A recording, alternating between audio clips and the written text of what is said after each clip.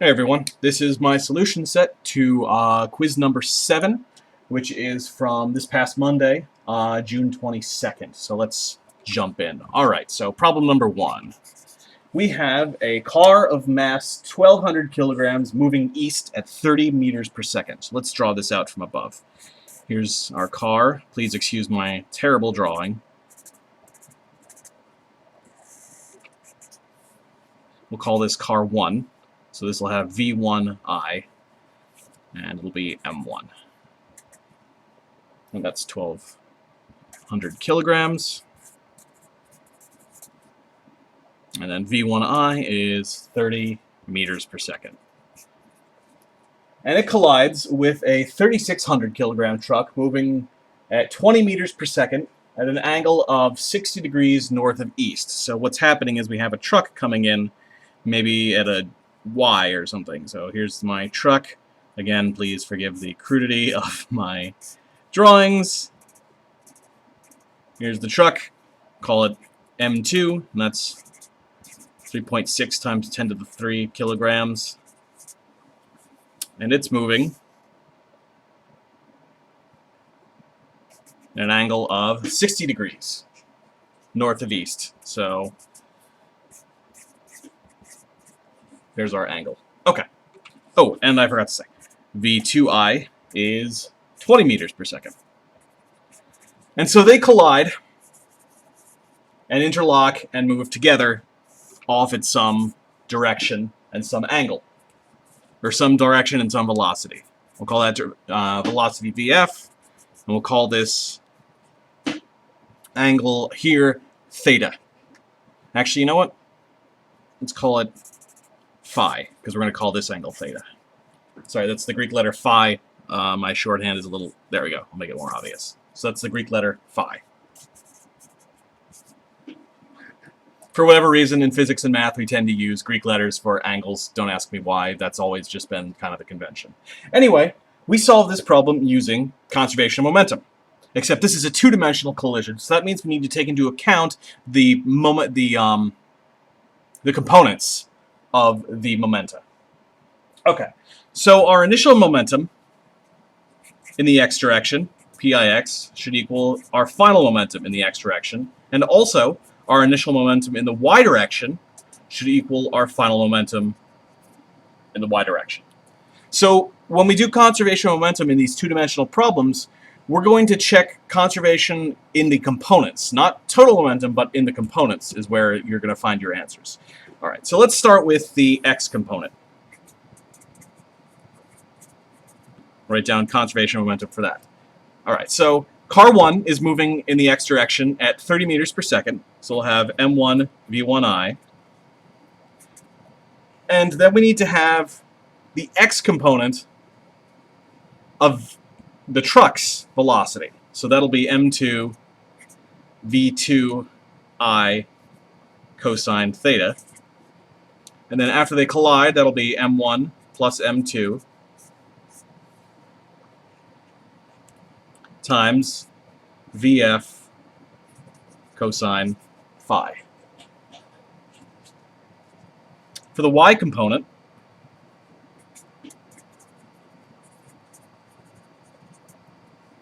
we have the car isn't moving in the y direction, its y component is 0, so we'll just worry about the truck. So the truck's y momentum is M2 V2I sine theta. And its final y momentum is going to be M1 plus M2 times VF sine phi. Okay. So there's the two equations we need to keep in mind. And I'll try and keep these visible, but maybe off to the side. Move my mouse out of the way. Okay. So let's start substituting in some numbers. We can first find our initial, just the numerical values of our initial momenta in both the x and y direction by substituting in what we know. We know M1 and M2, we know V1I and V2I, and we know theta. So Pi is going to be, let's see, 1,200 kilograms sorry, 10 to the third kilograms times 30 meters per second plus 3,600 kilograms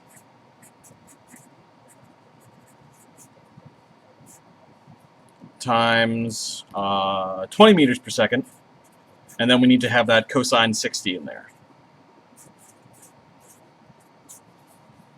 So that tells us that our initial momentum in the x direction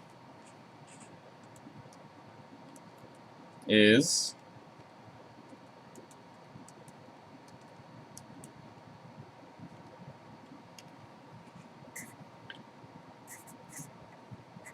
(7.20 times 10 to the fourth kilogram meters per second).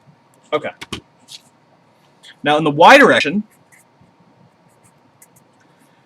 all we have is the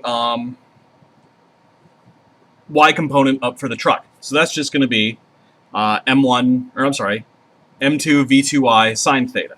So we have our 3.6 times 10 to the 3 kilograms, our 20 meters per second, and then our sine of 60 degrees. And that's going to give us, let's say, 6.24 times 10 to the 4 kilogram meters per second. Okay, so there's our initial momenta. We have our initial momenta. Now we can get we can equate those to our final momenta. So VF cosine phi is going to be our initial momenta over the sum of the two masses.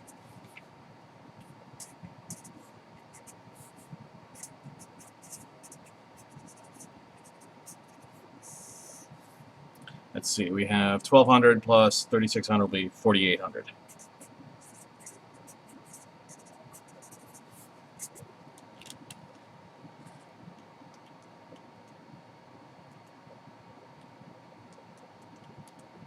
So VF cosine theta, or I'm sorry, cosine phi is going to be 15 meters per second. So that's the x component of the final velocity.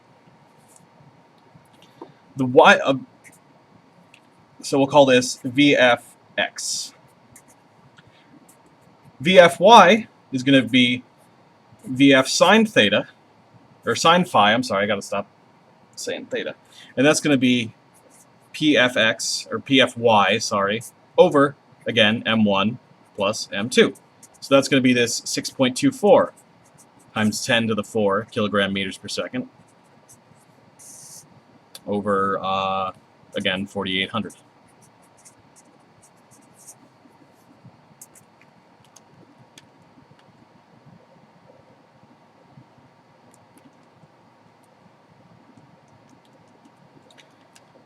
And that gives us a speed of 13 meters per second in the y direction. So now we can figure out both the angle and the magnitude of the final velocity from these components. And that's pretty straightforward. All we need to do is add in quadrature.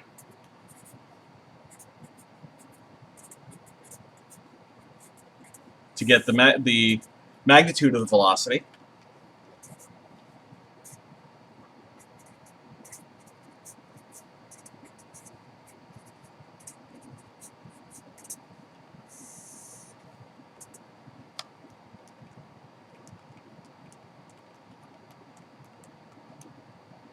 So I get 19.8 meters per second as our final velocity. And then finally, we can just use our trigonometric identity for direction to get out the angle. So remember, phi will be the inverse tangent, or the arctangent, of VFY over VFX. So that'll be 13 meters per second over 15 meters per second. And we should find that this angle is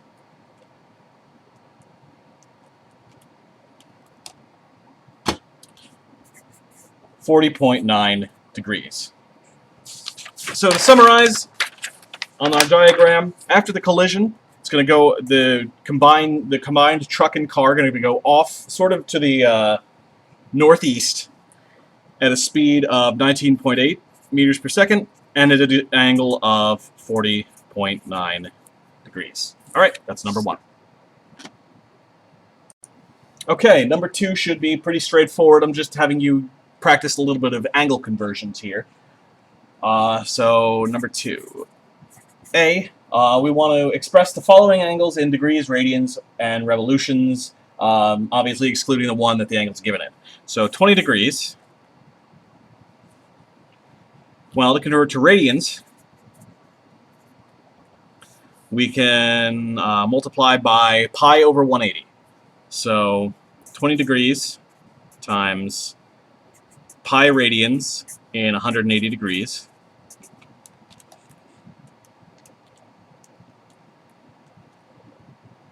is 0.349 radians. And in terms of revolutions, well, we know one revolution is 360 degrees.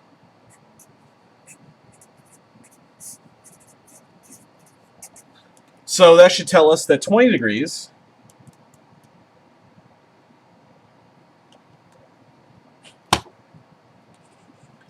is 0.0556 revolutions, or perhaps a little more precisely stated, 1/18 of a revolution. All right. B, I give it to you in radians, so 0.400 radians. So we want to find its representation in degrees and revolutions. So to convert to degrees, we do the opposite of what we did to convert degrees to radians. We have 0.4 radians times 180 degrees over pi radians.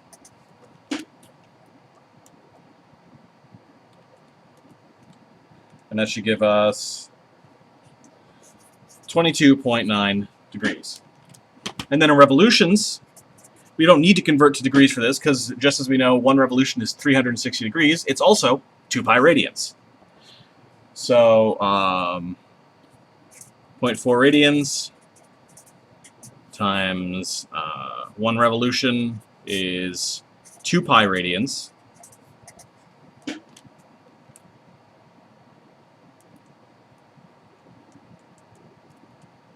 And that's about, let's see, 0.0637 revolutions. And then finally for C, we want to figure out what 1/3 of a revolution is in degrees and radians. So in degrees,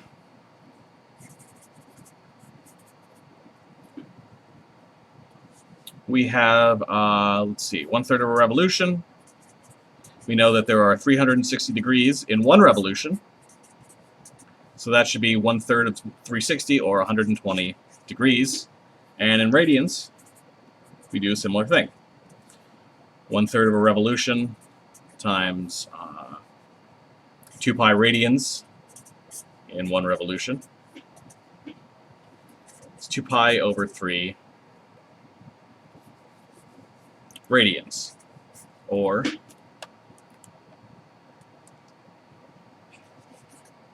2.09 radians. So a note on radian angles that I didn't mention really in the notes, it's not that important, but fairly commonly we'll actually give radian measures in terms of pi if it's, you know, some kind of rational multiple of pi. So instead of, so 90 degrees, for example, is usually given as pi over 4 radians, or 360 degrees is given as 2 pi radians, etc. Okay, number 3. Number 3, we have a flywheel, which is just a device we use to store rotational kinetic energy, and it starts at rest, so we'll call omega I 0 radians per second. and it needs to reach an angular velocity of 36 radians per second in a time of 6 seconds.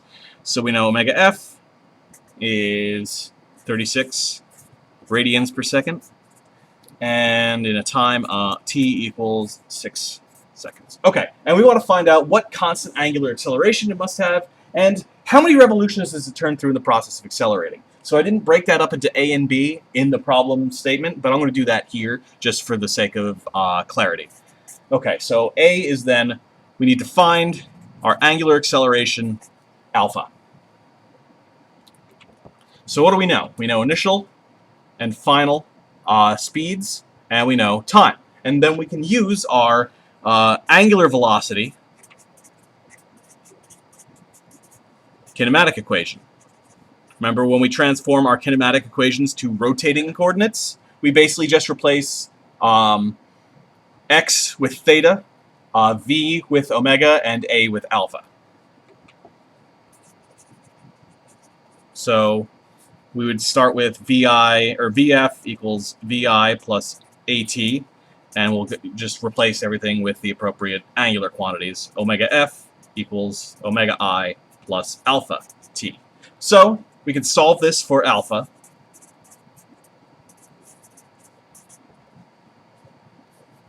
And alpha is going to be omega F minus omega I over the time. So let's see, omega F is 36 radians per second. Omega I is 0. And then our time is 6 seconds. So if we do out that math, we should find that the acceleration is going to be 6 radians per second squared. So that's the acceleration we need to spin up our flywheel from 0 radians per second to 36 radians per second in 6 seconds. Okay, so for part B, we want to figure out how many revolutions does it turn through in the process of accelerating. That is, what's the angle it turns through in terms of complete revolutions. So we're going to need to, so what we really want to find is theta f, give it, and we're going to assume theta I is 0 radians. So we have initial and final velocity, we have time, we have the necessary angular acceleration, so we can use our angular position kinematic equation.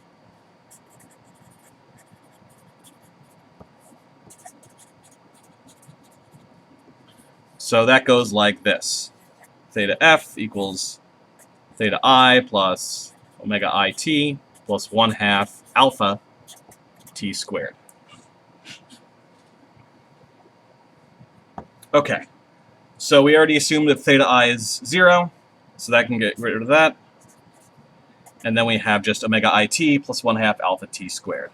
Omega I is also 0, so that goes away. So then we just have 1/2 alpha t squared. Plugging things in.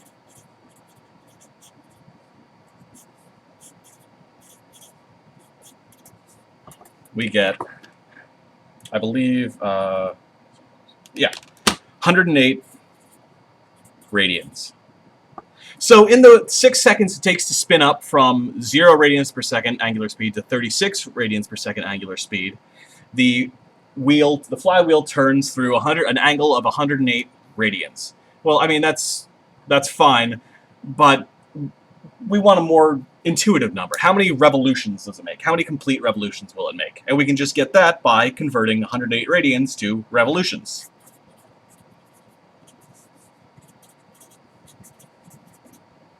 And let's see, we do that by, 108 radians. We know that 1 revolution is 2 pi radians.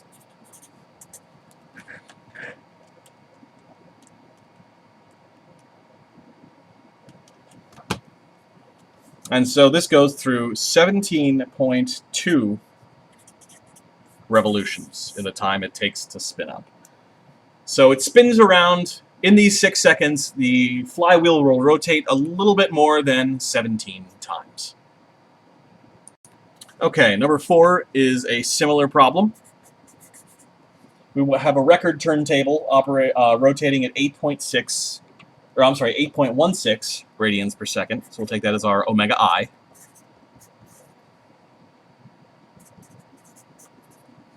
And it slows to a stop in 6 revolutions. So if we take theta I equals 0, which is generally something we can almost always do, then theta F is going to be 6 revolutions. And we want to find what angular acceleration it goes through in order for it to slow in that angular displacement. So our first step here should actually be to convert theta F to radians. And that's pretty straightforward. We have 6 revolutions. We know that there's 2 pi radians in 1 revolution.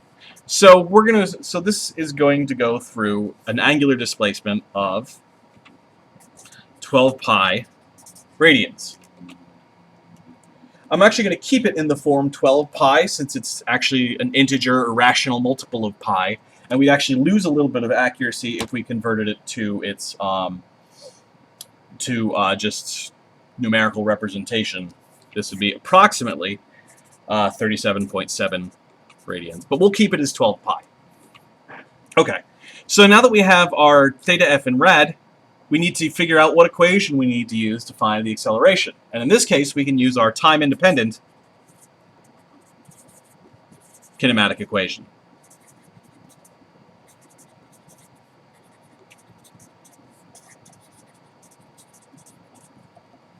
Okay, so remember in regular kinematics, that's Vf squared equals Vi squared plus 2a delta x. When we transform it to rotating, rotating version, as usual we replace the v's with omegas, the a's with alpha, and the delta x with delta theta. So let's see, we have omega f squared equals omega I squared plus 2 alpha delta theta. Okay, and we want to find alpha. So we want to solve this for alpha. And solving for alpha gives us this. Omega f squared minus omega I squared over 2 delta theta. So plugging in, our omega f is going to be 0 because it slows to a stop. Our omega I, we know, is 8.16 radians per second. And we, after converting our theta f, we find that it goes through 12 pi radians in the time it takes to stop. So our angular acceleration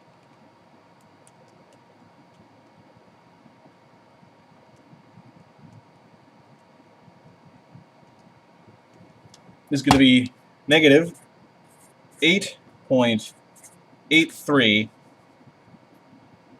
I'm sorry, negative 0.883 radians per second squared. Okay, that's it for quiz number 7.